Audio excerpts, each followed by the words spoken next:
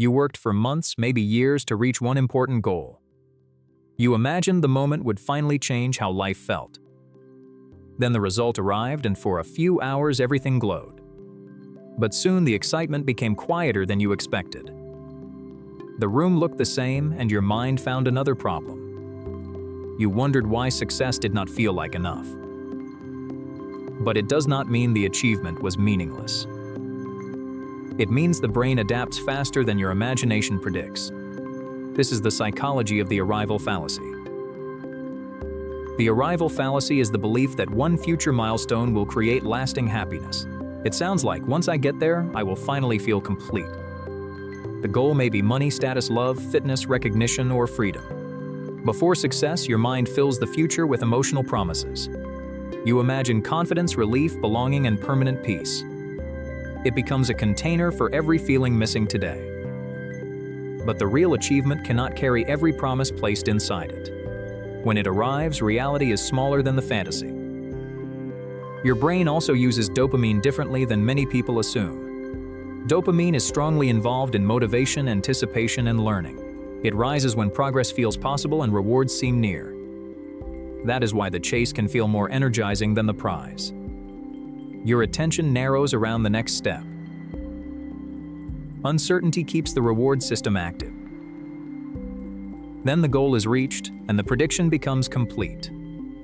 The tension drops because the brain no longer needs to pursue. You may call that calm, but experience it as emptiness. The system designed to move you forward has stopped pushing. Another reason is hedonic adaptation. People gradually adjust to positive changes in their lives.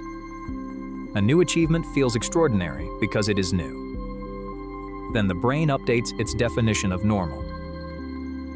What once felt impossible becomes part of the background. The new salary becomes the usual salary.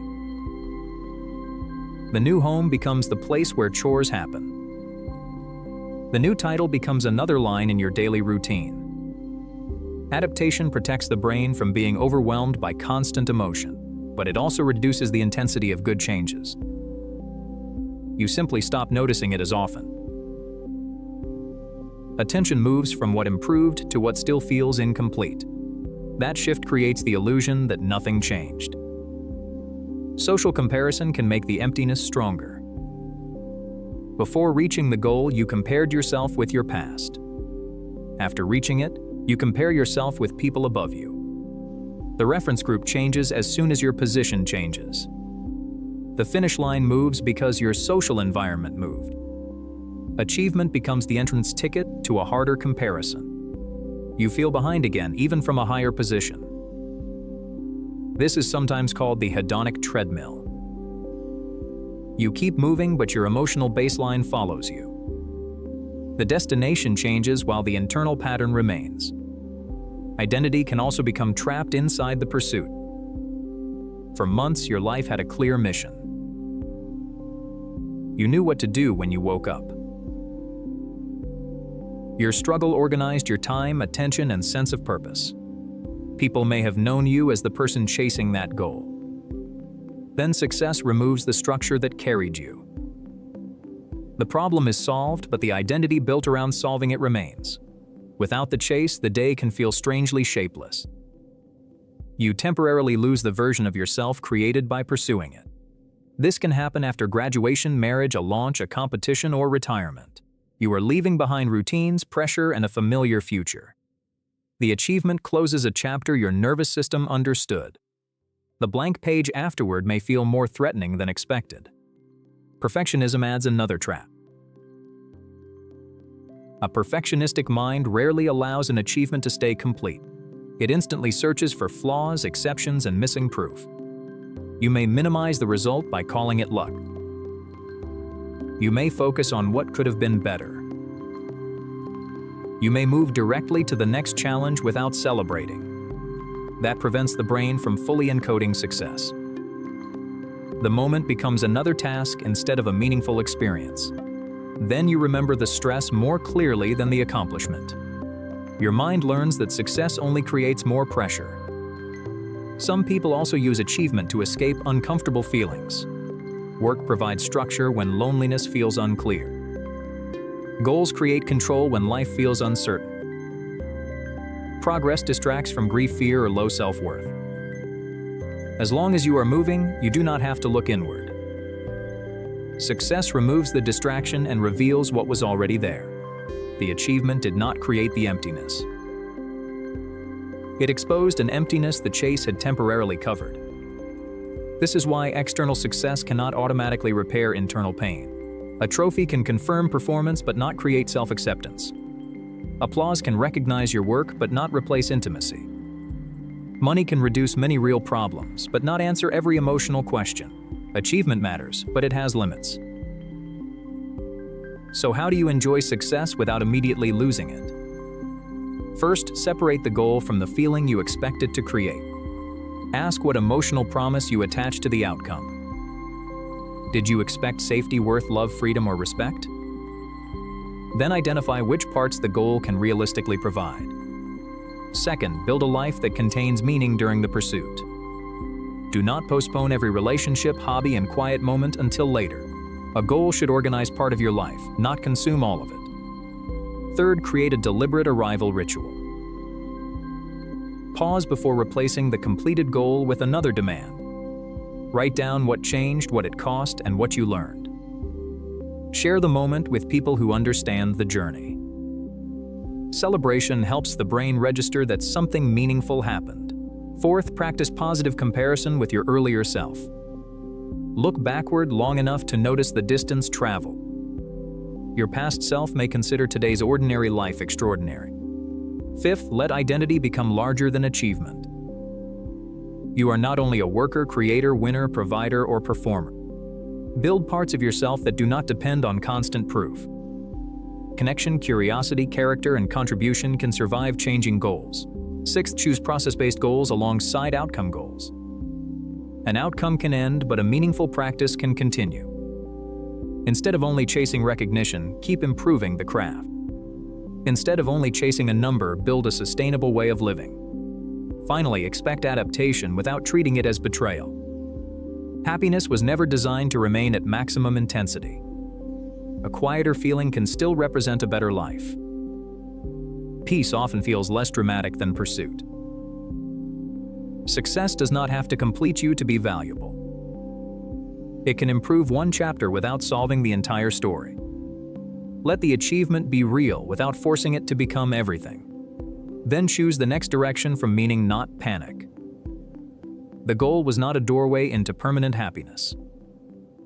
It was one important step in a life that still needs to be lived. You can be surrounded by people and still feel completely alone. You laugh at the right moments, answer questions, and seem present. But inside you feel strangely invisible. No one has left the room, yet connection feels missing. It is not always the absence of people. Sometimes it is the absence of being emotionally known. Your brain can count faces and still detect no real safety. That is why a crowded room can feel emptier than silence. Loneliness is not measured by how many people surround you. It is measured by the distance between connection wanted and connection received. Two people can have identical social lives and feel completely different. One feels supported, the other feels unnoticed. Human beings need more than conversation. We need signs that our inner world matters to someone. We need to feel recognized, understood, and safe enough to be real.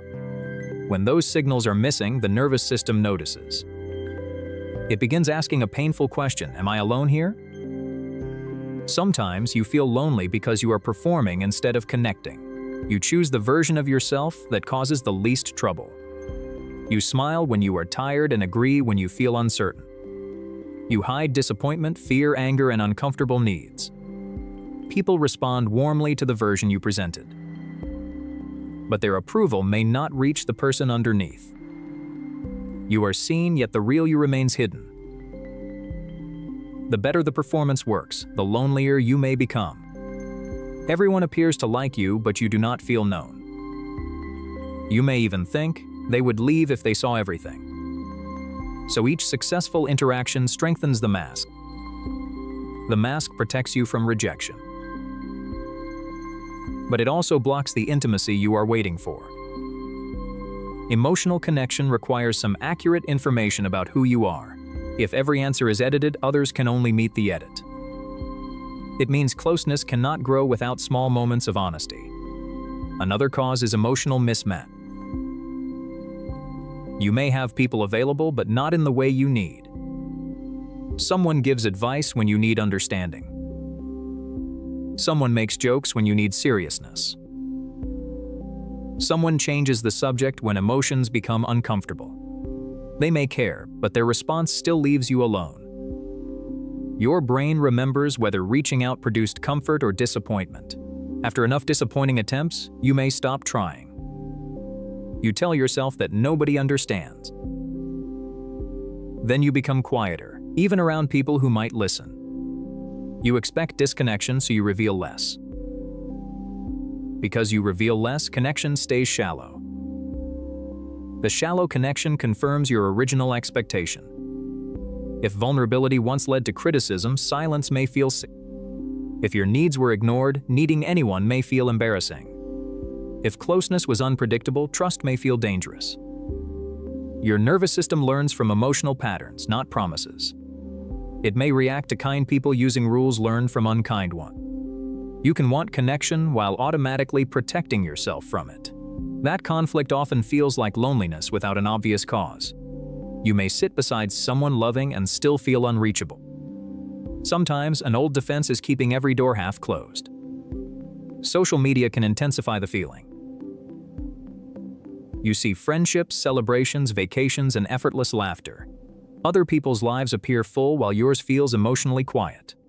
But you are comparing your inner experience with their public evidence. You see the photograph, not the tension before it. You see the group, not who felt ignored inside it. Your brain treats visible activity as proof of belonging. Then your ordinary evening begins looking like social failure. You may scroll for connection and leave feeling more excluded. Passive observation gives social information without mutual emotional exchange. You witness other lives, but nobody witnesses yours. Another factor is the fear of burdening people.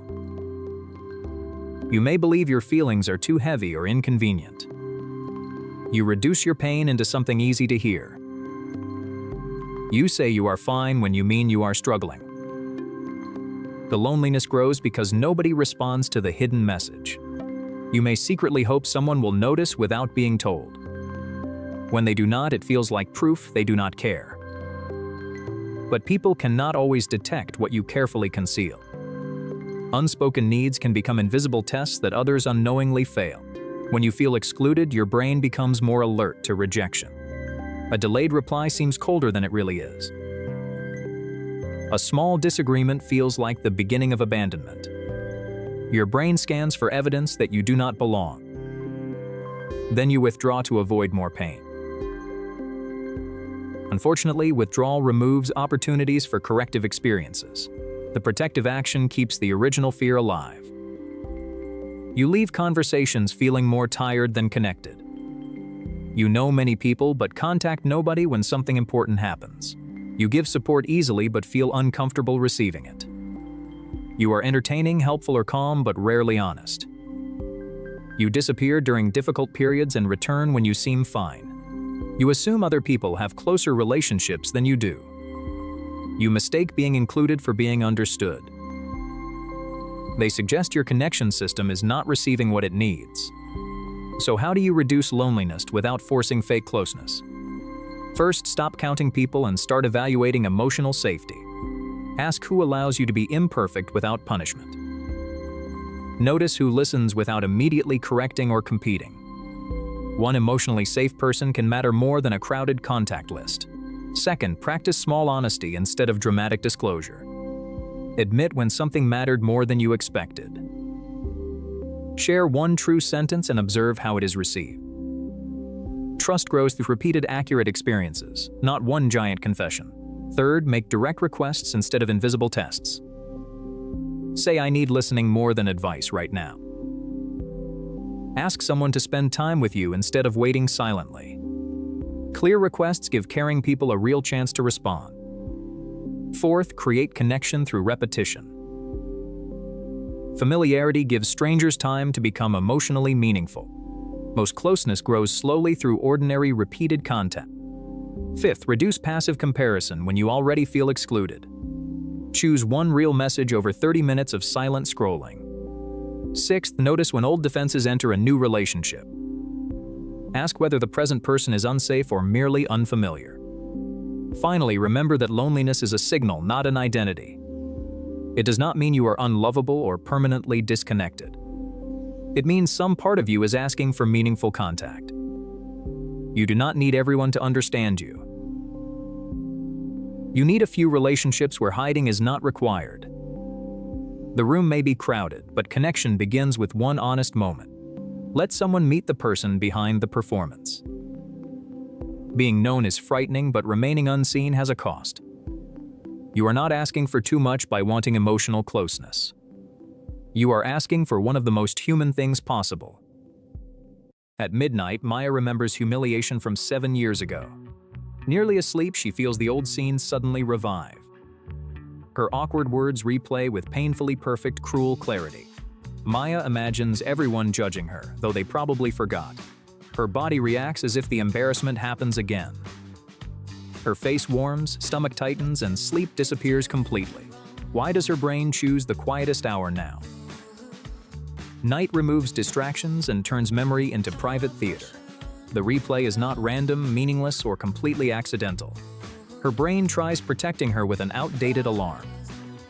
During daytime, movement and decisions occupy Maya's full attention. Messages, traffic, conversations, and tasks compete for mental space. At night, distractions fade, making her inner world louder. The brain's default mode network becomes noticeably more active. It reflects on self, relationships, memories, and possible futures. Useful reflection can become repetitive, exhausting emotional investigation quickly. Her mind scans unfinished social moments for hidden danger. One awkward laugh outweighs an otherwise completely pleasant day. Her brain asks whether she unknowingly broke social rules. Then it reconstructs the event from every possible angle. She remembers standing, speaking, and who looked away nearby. Perfect alternative responses appear inside parallel thought bubbles nearby. This feels productive but becomes pointless mental time travel. The brain confuses repetition with solving what cannot change. Replaying feels like repairing, but nothing truly gets fixed. Embarrassment is a painful form of social threat response.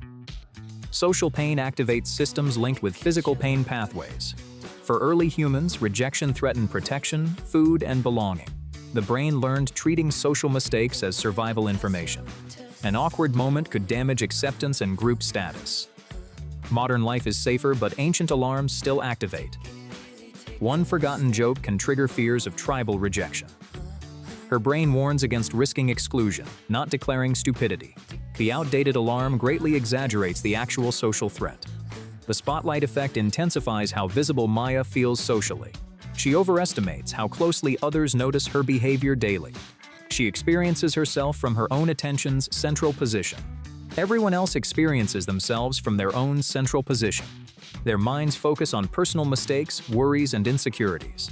Her awkward sentence may vanish from others' memories instantly. The frowning person may feel tired, distracted, or uncomfortable. Still, Maya interprets one expression as permanent social judgment. Her mind creates a courtroom with 3 impossible roles. Without outside evidence, the imaginary trial never truly ends. Memory functions differently from how most people commonly imagine. It is not perfectly stored like an internal recording. Each recollection reconstructs the experience from scattered mental fragments. Real details mix with emotions, assumptions, and missing information. Tonight's memory may feel harsher than the original event. Present insecurity paints the old memory with darker shadows. Each replay can add reactions that never actually happened. She may not remember the original moment accurately anymore. Instead, she remembers her brain's most recent reconstructed version. This changing process is known as memory reconsolidation today. Reactivated memories become flexible and emotionally reshapable again temporarily. Flexibility supports healing, while rumination can create distortion instead. The scene becomes sharper, darker, and increasingly personally meaningful. Another influence is the brain's powerful negativity bias system. Negative information receives greater attention than positive information usually. Compliments fade quickly, while one criticism survives for years. This bias helped ancestors remember dangers and threatening behavior. Missing pleasure was harmless. Missing danger could prove fatal. The brain stored painful events more strongly than successes. 10 normal conversations cannot silence one awkward sentence tonight. Her brain believes painful memories contain urgent survival information. It magnifies mistakes while ignoring everything she handled well. Then shame enters and changes the event's personal meaning. Guilt judges behavior, shame judges the entire person's identity. One small mistake spans into a damaged identity mirror.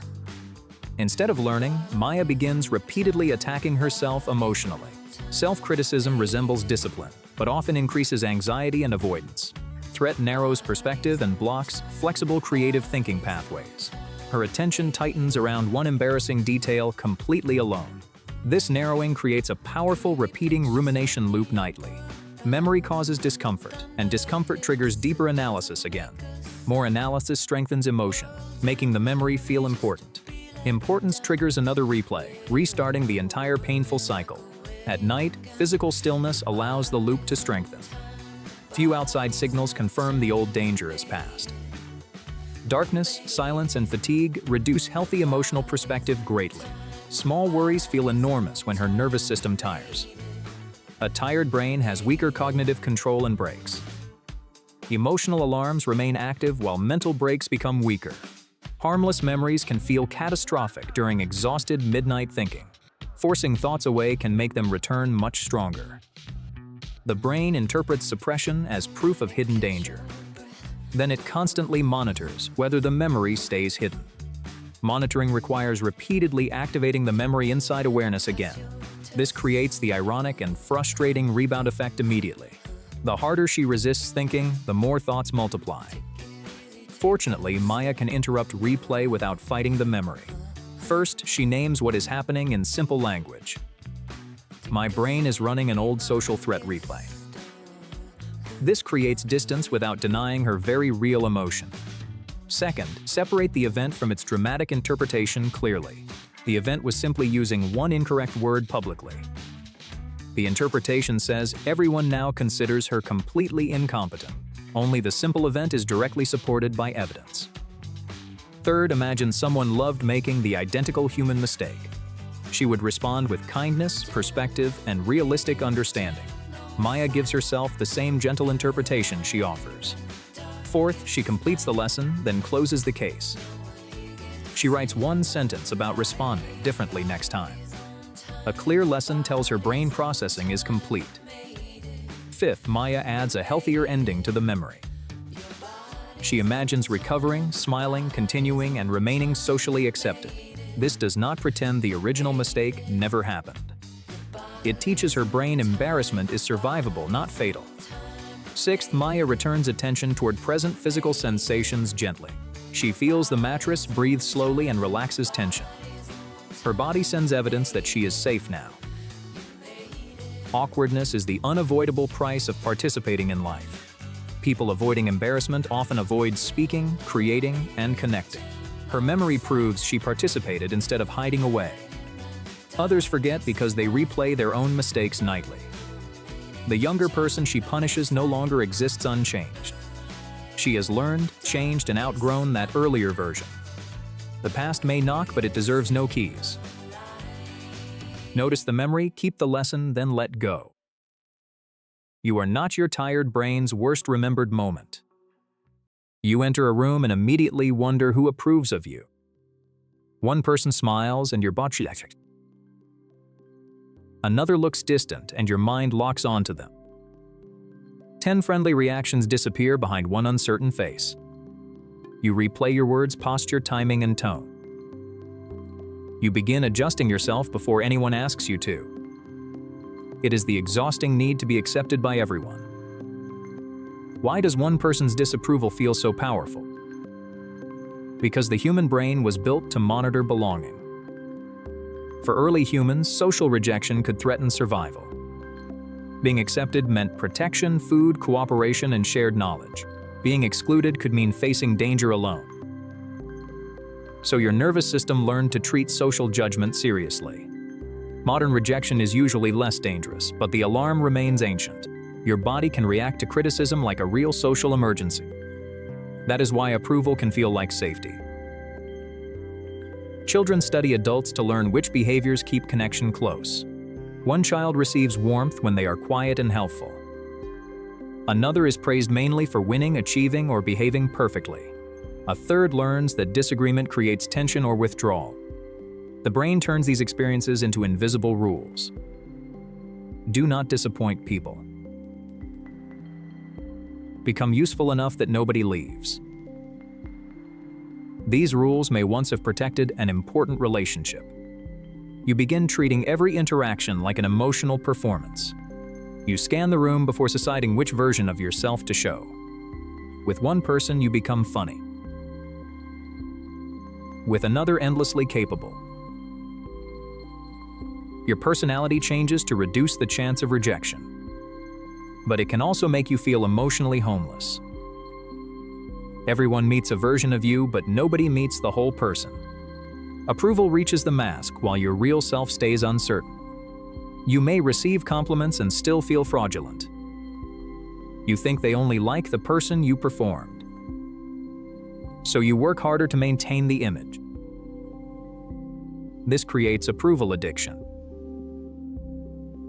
Approval gives a short burst of relief. Relief fades and uncertainty quickly returns. Then you search for another compliment, invitation, or reassuring message. Your self-worth becomes dependent on external signals. A delayed reply can lower your mood. A small criticism can erase an entire successful day. A stranger's opinion can feel more important than your own experience. Your brain begins outsourcing identity to the crowd. Likes, views, reactions, and follower counts become visible approval signals. The numbers create the illusion that acceptance can be calculated. Then ordinary silence starts feeling like public failure. You may post something honest, then immediately question it. You edit, delete, repost, and monitor every reaction. The content matters less than what the response seems to say about you. You see people who appear more attractive, confident, successful, or loved. Their public image becomes evidence against your private self. You assume they are naturally accepted while you must earn every place. But you are comparing their presentation with your inner uncertainty. The comparison is structurally unfair from the beginning. Approval seeking also changes decision-making. You stop asking what you actually want. You ask what choice will disappoint the fewest people. Your life becomes organized around avoiding other people's discomfort. But kindness and self-erasure are not the same. People-pleasing is often fear trying to look generous. You say yes before checking your energy. You apologize when you have done nothing wrong. You explain simple boundaries as if defending yourself in court. You accept unfair behavior because confrontation feels dangerous. If someone is disappointed, you assume you failed. If someone is quiet, you search for what you did wrong. If someone disagrees, you feel pressure to repair the connection immediately. This creates a constant emotional workload. You rehearse messages repeatedly before sending them. You change opinions depending on who is listening. You feel guilty after saying no. You overcommit, then secretly resent the people you agreed to help. You avoid sharing good news because someone might feel uncomfortable. You hide problems because you do not want to seem difficult. You need reassurance after normal conversation. You feel responsible for keeping every room emotionally comfortable. You are more afraid of being disliked than of abandoning yourself. Resentment builds because your needs keep losing. Relationships become unequal because others learn you will always adjust. Decision-making becomes exhausting because every choice has an imaginary audience. Your confidence weakens because you rarely practice trusting yourself. And eventually, you may not know what you want without feedback. So how do you stop needing universal approval? First, accept the mathematical impossibility of being liked by everyone. Being honest will please some and disappoint others. Disapproval is not always evidence of wrongdoing. Sometimes it is simply evidence that two people are different. Second, separate discomfort from danger. Someone can be unhappy with your boundary while the relationship remains safe. Let their reaction exist without immediately fixing it. Your nervous system learns through surviving small moments of disapproval. Third, delay automatic agreement. Replace immediate yes with time to think. Even a short pause returns choice to your body. Fourth, build an internal reference point. Ask what you believe before checking what everyone else believes. Write down your values, limits, needs, and priorities. Use them as a compass when reactions become loud. Fifth, practice being accurately known. Share one honest preference even when it differs from the group. Let trusted people see uncertainty instead of constant competence. Real intimacy requires enough truth to create a real relationship. Sixth, stop over-explaining normal boundary. A respectful no does not require a courtroom argument. Clear language feels uncomfortable at first because it removes performance, but clarity is kinder than resentful agreement. Finally, choose whose opinions deserve influence. Feedback from everyone is not equally informed, caring, or relevant. Give weight to people who know your values and want your growth. Let random judgment remain random. You do not become cruel when you stop managing every reaction. Some people may like you less when you stop performing. But the people who remain can finally know who stayed. The goal is to stop disappearing for their approval. You are allowed to be kind without being controlled. You are allowed to disappoint someone without becoming a bad person. Being liked feels good, but being real creates a life you can inhabit. Not everyone will approve of that life. But for the first time, you might. Mia finally sits down, but her mind remains busy. The room stays quiet, yet an alarm starts inside. Unfinished tasks and unanswered messages circle around her head. Rest begins feeling less restorative and more like failure. Her exhausted body relaxes while thoughts demand more proof. Proof she is useful, disciplined, and not falling behind. Mia reopens her laptop, although her attention has vanished. She calls it responsibility, though fear hides underneath professionally. Why does stillness feel dangerous when nothing is wrong? Because productivity became deeply connected with Mia's personal worth. Achievement brought praise, forming one simple internal equation gradually. Work brings approval, and approval begins feeling like safety. Eventually, that equation becomes embedded inside Mia's identity itself. She believes completing tasks is what makes her valuable. One pause button appears between her work and identity. Rest now seems to pause her worth, not activity. A quiet afternoon feels like disappearing from life's scoreboard. This painful pattern is commonly called productivity guilt today. The finish line keeps moving, making enough feel impossible. One completed task immediately creates 3 more demanding tasks. Rewards last seconds before the pressure quickly returns again. Productivity becomes a treadmill cleverly disguised as forward progress.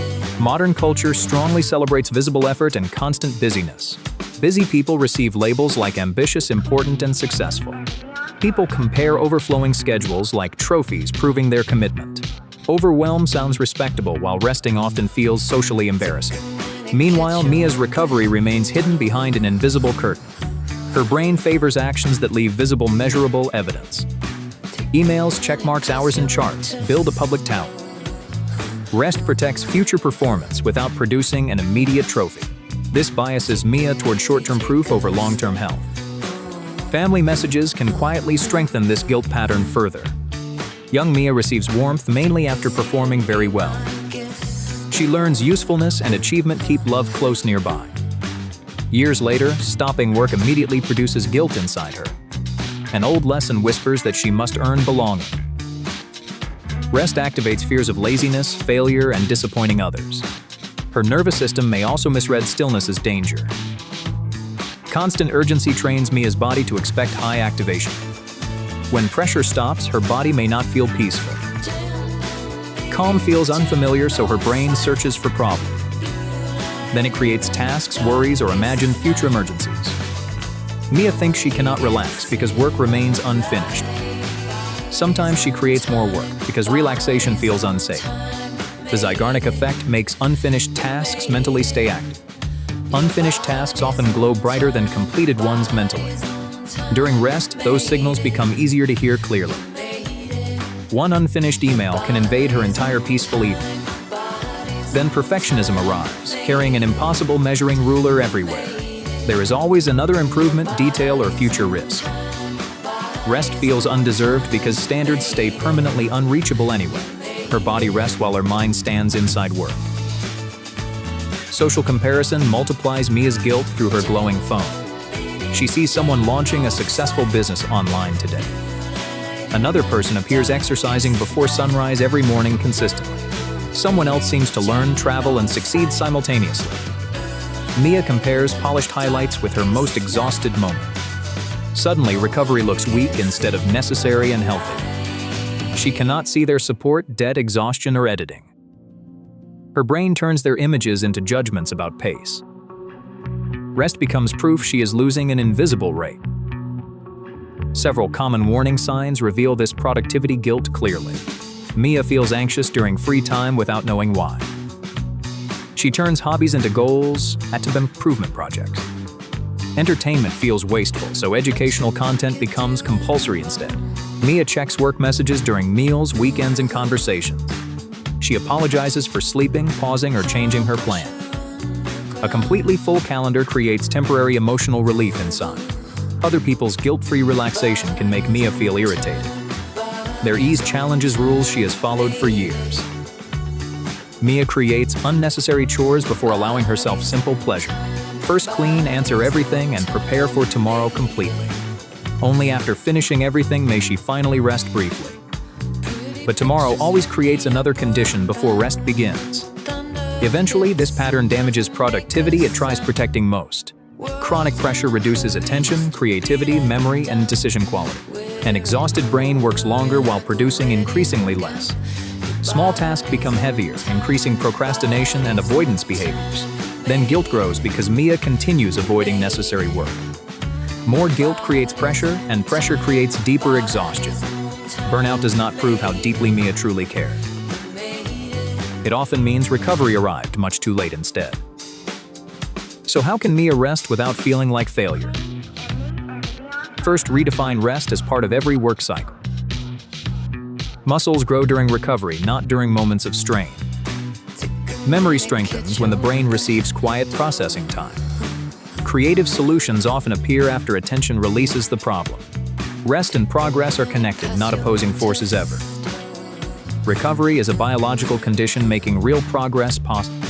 Second, give every rest period clear boundaries and structure. Undefined breaks can feel like completely losing personal control. Choose 30 minutes one evening or a calming ritual. Structure helps anxious brains experience rest as intentional recovery. Third, close small mental loops before stopping work completely. Write unfinished tasks instead of carrying them mentally everywhere. Choose each next action and when work will resume. This tells the brain tasks are stored, not abandoned. Fourth, notice the voice accusing Mia of being lazy. Ask whose voice it resembles and what it prevents. It may guard against criticism that no longer exists. Thank the alarm, but never surrender complete control again. Fifth, practice activities without any measurable outcome attached whatsoever. Walk freely without tracking distance, speed, or calories today. Draw something privately that nobody will ever see online. Listen to music without converting it into self-improvement work. Let small pleasures exist without becoming public evidence afterward. 6, measure energy instead of tracking only visible output. Ask whether today's pace supports tomorrow's continuing Sustainable days may look modest but build stronger lives.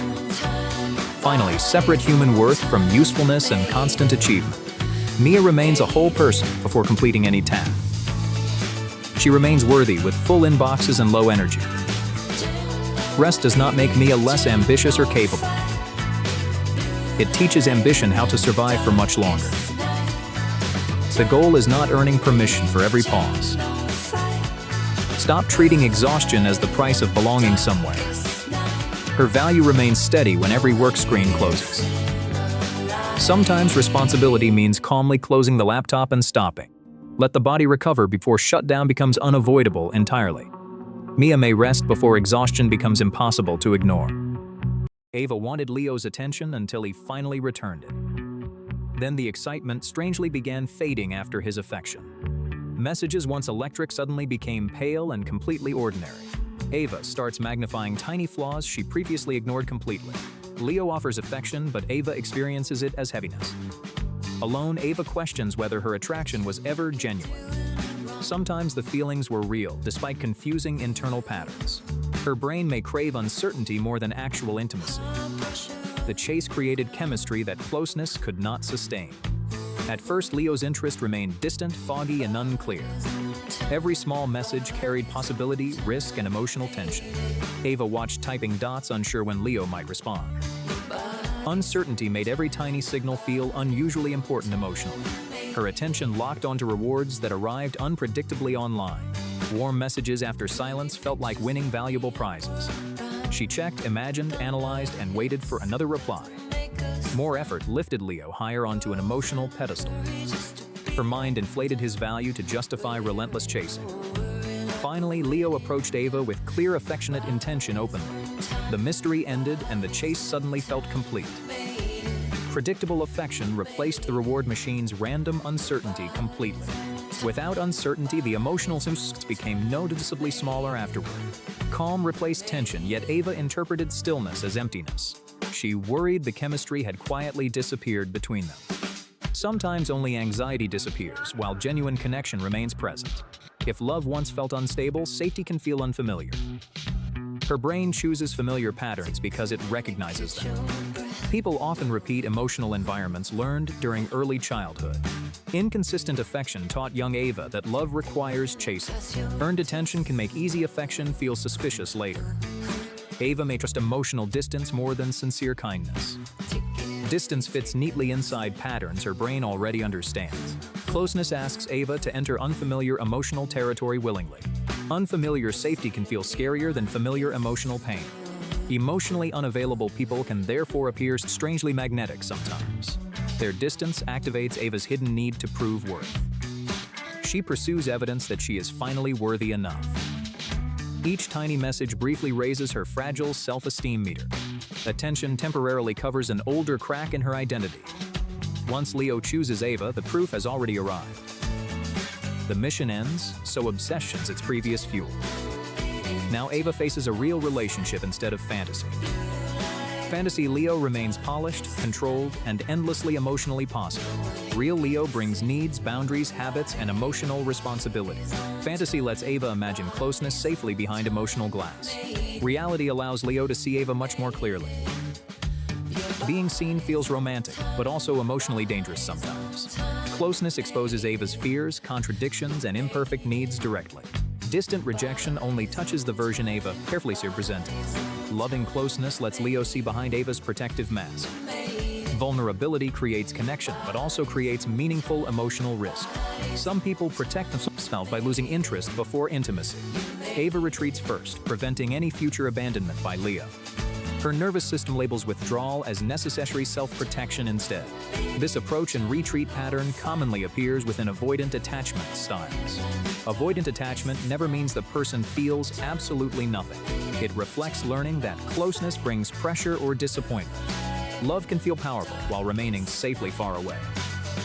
When Leo becomes available, Ava suddenly feels emotionally trapped. Closeness requires communication, compromise, availability, and emotional presence daily. Fantasy partners remain silent and ask absolutely nothing back. Real partners have feelings, boundaries, and needs requiring consideration. Fear of losing independence can also trigger withdrawal quickly. Ava misreads sincere affection as chains, control, or obligation. A simple message suddenly feels like an enormous demand. Shared plans may resemble cages inside Ava's frightened imagination. Her threat system exaggerates ordinary closeness into serious danger. Low self-worth creates another path into emotional withdrawal patterns. Believing herself unlovable makes genuine affection deeply confusing emotionally. Ava wonders why Leo would choose someone like her. Leo's interest lowers his perceived value inside Ava's mind. Difficult, unavailable people often appear unusually impressive and valuable. Available affection can make caring Leos seem less special. This distorted equation confuses difficulty with personal value entirely. Poor self-image bends how Ava perceives Leo's sincere affection. She distrusts Leo because his care contradicts her self-belief. Distant people confirm her negative self-image despite causing pain. Painful consistency can feel safer than unfamiliar emotional contradiction. She pursues uncertainty, then withdraws immediately after commitment arrives. Ava idealizes distant people while criticizing emotionally available partners. Pursuit brings excitement, while closeness begins producing irritation instead. Her attraction returns whenever Leo starts emotionally walking away. Ava creates minor conflicts whenever the relationship becomes peaceful. After reassurance, she searches Leo for hidden character flaws. She confuses emotional intensity with genuine long-term compatibility repeatedly. Ava calls stability boring before allowing safety to develop. She sometimes misses people who previously treated her poorly. Not because love worked, but because chaos remained stimulating. So, did attraction disappear or did fear suddenly appear?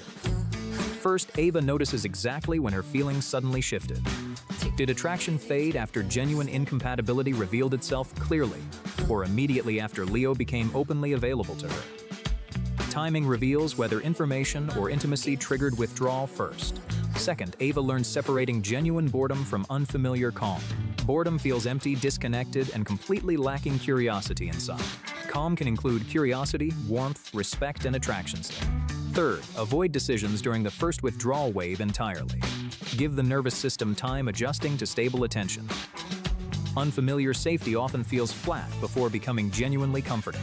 Fourth, Ava identifies what emotional closeness appears to threaten. Does she fear lost freedom, judgment, or eventual abandonment? Name the fear before blaming Leo for creating it. Fifth, evaluate relationships through patterns instead of emotional spikes. Look for kindness, consistency, honesty, values, and mutual effort. These foundations matter more than uncertainty's temporary emotional thrill. Sixth, Ava practices receiving care without immediately retreating emotionally. She accepts compliments without questioning Leo's judgment or sincerity. Ava allows support without proving she needs nobody ever. She stays present when affection creates temporary internal discomfort. Freedom and connection can coexist without forcing wrong relationships. Understand fear carefully before treating it as absolute truth. Real attraction can contain peace, not only endless pursuit. Real intimacy begins when perfect fantasy becomes imperfect humanity. Leo's value does not decrease because he chooses Ava. His affection challenges Ava's beliefs about what she deserves. Sometimes losing interest communicates honest incompatibility or changed desire. Sometimes an old defense wears a very convincing disguise. Before leaving, Ava asks herself one difficult, honest question. Do I dislike Leo or fear being genuinely wanted? That answer may transform every relationship Ava continues chasing. Tonight, you will probably make a promise to yourself. Tomorrow, you will wake up earlier, stop scrolling, start exercising. Finally, do the thing you have avoided for months. And for a few minutes, you will believe it. But tomorrow arrives, and a different version of you takes control. So who is that person? The lazy you? The weak you? Not exactly. What takes control is an ancient survival system doing precisely what it was designed to do. The disturbing part is that it can make self-sabotage feel completely reasonable while it is happening. Psychologists describe pieces of this pattern with different names: avoidance, negative reinforcement, temporal discounting. But together, they create what we will call the comfort loop. Trigger, discomfort. Escape, relief. Repeat. 5 steps so fast that you rarely notice them. Imagine Alex needs to prepare a presentation. The trigger is simple. He opens the empty document. Immediately, his brain predicts uncertainty. What if the idea is bad? What if people judge him? What if he discovers he is not as capable as he hoped? Nothing bad has actually happened. Yet his shoulders tighten, his chest feels heavy. The task now carries an emotional price. This matters. Procrastination is often not a time management problem. It is an emotion management problem. Alex is not avoiding the document. He is avoiding the feeling attached to it. Then comes escape. Alex checks one notification. He tells himself he needs a quick mental reset. 10 minutes, disappear. Then 30. Notice the trick. His brain does not say, destroy your future. It says, you will perform better after you feel ready. The moment Alex escapes, the tension drops. That tiny wave of relief is the reward. Not pleasure, relief. And the brain learns from rewards. It records a brutally efficient lesson. When this task creates discomfort, scrolling makes the discomfort disappear. Next time, the urge arrives faster. The pathway becomes smoother. Like footsteps across grass becoming a dirt road, repeated escape becomes automatic. Eventually, Alex feels the urge to avoid the task before he has even opened it. The loop has learned to start itself. This is why intelligence does not protect you. In fact, a clever mind may invent better excuses. I need more research. The timing is wrong. I work best under pressure. Intelligence can become the loop's lawyer, defending avoidance with arguments that sound impressively rational. There is another bias at work. Your brain values relief now more strongly than reward later. The presentation finished next week feels abstract. The discomfort in your chest feels immediate. So your present self borrows comfort and sends the bill to your future self. But the bill grows. Guilt joins anxiety.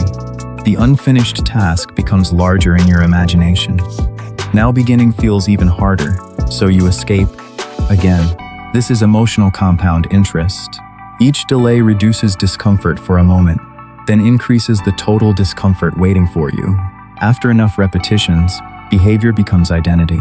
You stop saying, I avoided this task, and start saying, I am lazy. That sentence feels like an explanation, but it is actually a cage. If laziness is who you are, every failure becomes evidence, and every success looks like an exception. Here is the twist. You do not break the comfort loop by becoming more motivated. Motivation is a feeling, and feelings change. You break the loop by changing what happens between discomfort and escape. That tiny space is where your freedom lives. First, name the real emotion. Not, I do not feel like working. Be precise. I am afraid this will be bad. I feel confused about the first step. I resent that I have to do this. A named emotion becomes an experience, not an order. Second, shrink the action until it becomes physical and almost embarrassingly easy. Not work on the presentation. Open the file. Write one ugly headline. Add one empty slide. The brain fears vague mountains. It handles visible stones much better. Third, make a 10-minute contract. You are not promising to finish. You are promising to stay with the discomfort for 10 minutes before choosing whether to stop. This retrains the brain.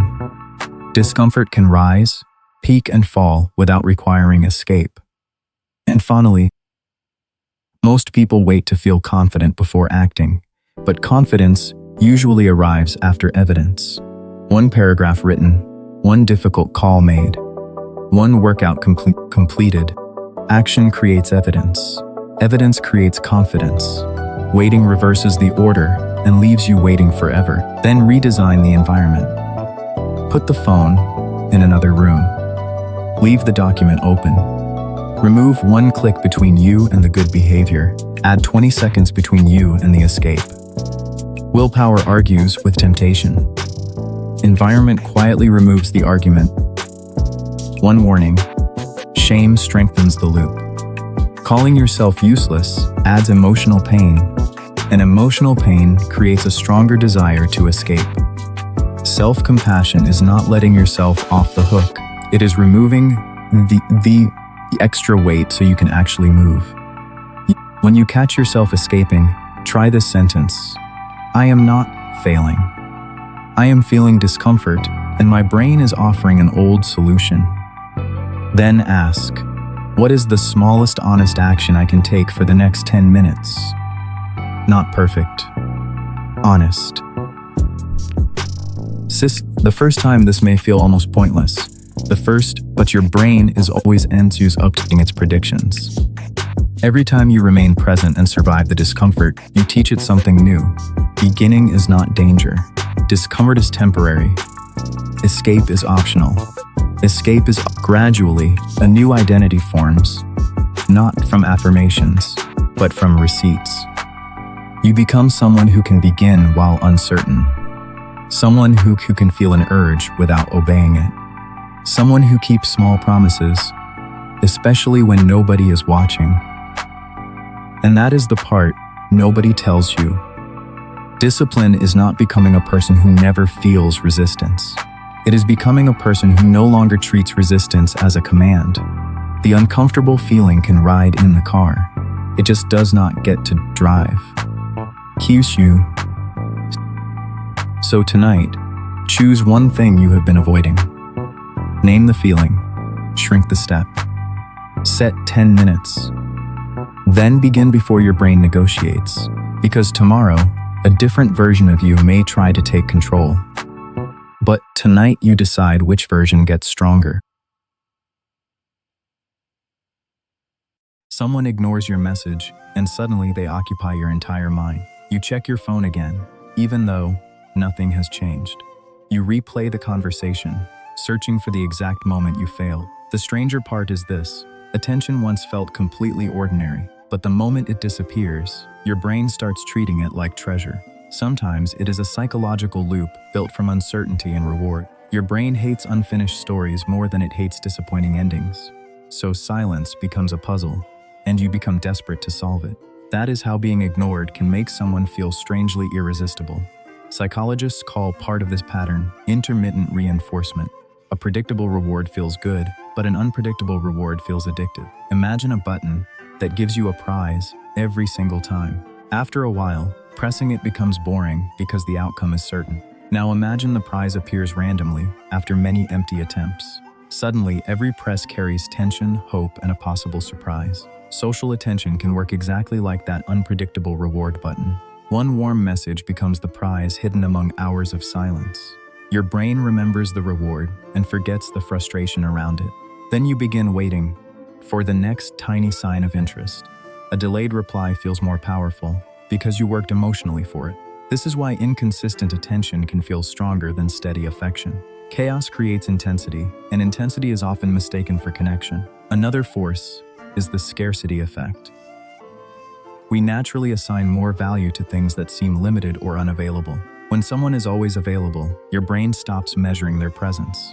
When they pull away, their attention suddenly appears rare and valuable. The person did not necessarily become better, kinder, or more compatible. Only their availability changed, yet your perception changed with it. Scarcity tells your brain, act now before this opportunity disappears. That message can override logic, standards, and even self-respect. You may chase someone you would not choose under calmer conditions. The chase itself creates the illusion that the prize must be important. After all, why would you struggle for something with no value? So your brain protects the chase by inventing reasons to continue. It remembers their best moments and edits out the uncomfortable ones. Uncertainty also triggers what scientists call reward prediction error. Your brain constantly compares what it expected with what actually happened. An unexpected message creates a stronger reaction than an expected message. That is why one midnight reply can erase an entire day of silence. The emotional spike becomes evidence that the connection must be special. But the spike may come from surprise, not genuine compatibility. Your nervous system feels excitement, while your mind calls it destiny. This confusion is common because anxiety and attraction share physical signals. Both can create racing thoughts, alertness, tension, and intense focus. Your body says something important is happening, but not what it means. Then your imagination fills the missing information with a flattering story. You assume they are busy, afraid, damaged, mysterious, or secretly overwhelmed. This creates an open loop inside your mind. An open loop is any unfinished situation your brain keeps revisiting. Completed experiences fade, but incomplete experiences remain mentally active. That is why unanswered messages can feel louder than honest rejection. Rejection closes the door, while silence leaves it slightly open. And a slightly open door can consume more energy than a locked one. Your ego also becomes involved. Being ignored can feel like a threat to your social value. Now the goal changes from connection to proving you are worth choosing. You stop asking, "Do I like them?" You start asking, "Why do they not like me enough?" That question turns another person's behavior into a test of your identity. Winning their attention begins to feel like repairing your self-esteem. So every reply offers temporary relief, not lasting security. The relief fades quickly, forcing you to seek another signal. This is how emotional chasing becomes a self-reinforcing habit. Attachment patterns can make the loop even stronger.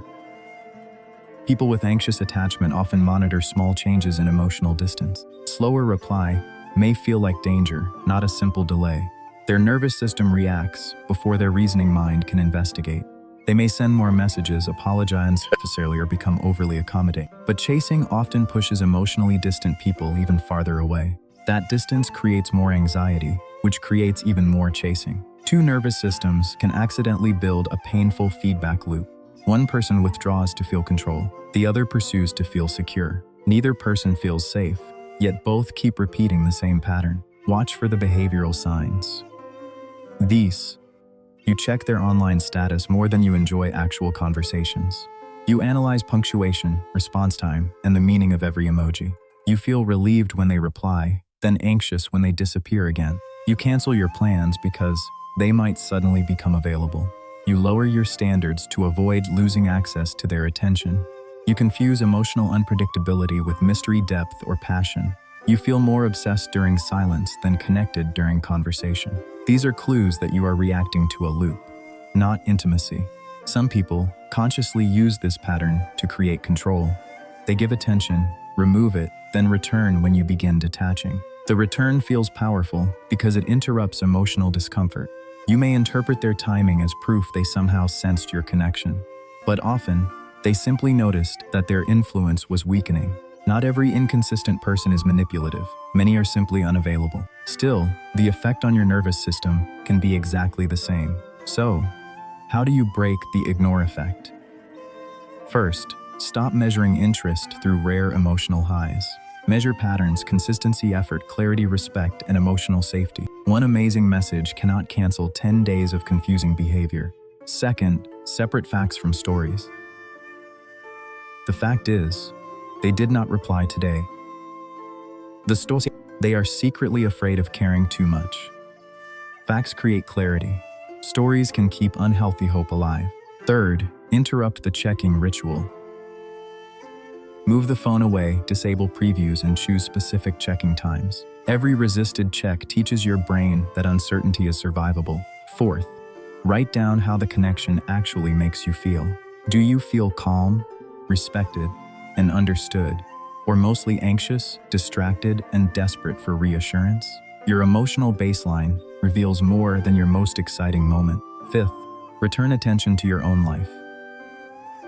Make plans that do not depend on someone else's availability. Talk to friends who communicate clearly and consistently. Complete difficult tasks that rebuild trust in your own decisions. The goal is not pretending you do not care.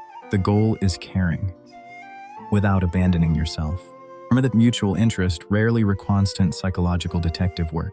Healthy connection may feel quieter because your nervous system is not panicking. Peace can seem boring when your brain has learned to chase chaos. But boredom is not the absence of love. Sometimes, it is the unfamiliar feeling of emotional safety. When someone ignores you, ask one powerful question. Do I miss this person, or do I miss being chosen? That answer can expose the entire loop. Attention is not affection, uncertainty is not chemistry, and chasing is not love. The right connection will not require you to disappear from yourself.